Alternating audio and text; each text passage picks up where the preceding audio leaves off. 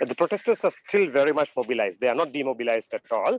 So you have an interim president being sworn in today. Will that help to calm things down a little in the country?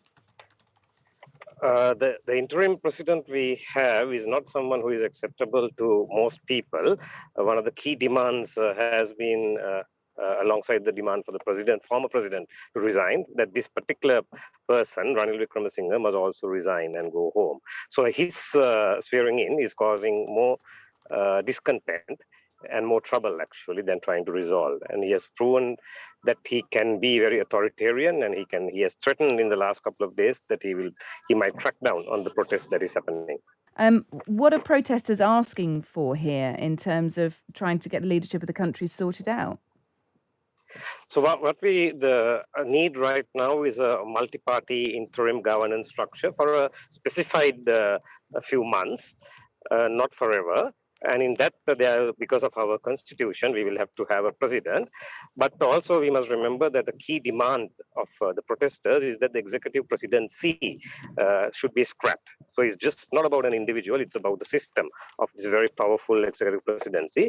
So any interim acting president should voluntarily make sure that he or she doesn't interfere in the governance, and let the multi-party interim government do their work properly. And that should be a more symbolic role to fulfill that constitutional requirement.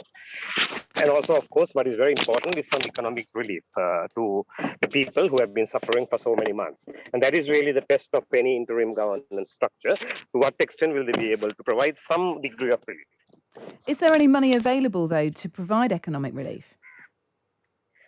Of course, we are very short of foreign currency, but I think we have a lot of resources in Sri Lanka in terms of food. What we need is a good system to distribute, or rather redistribute, so that a particular small number of people don't benefit from the resources that we have, but particularly people who are on the margins out of Colombo, in rural areas, farmers, fisherfolk, workers, and all of those people will also benefit from the resources we have.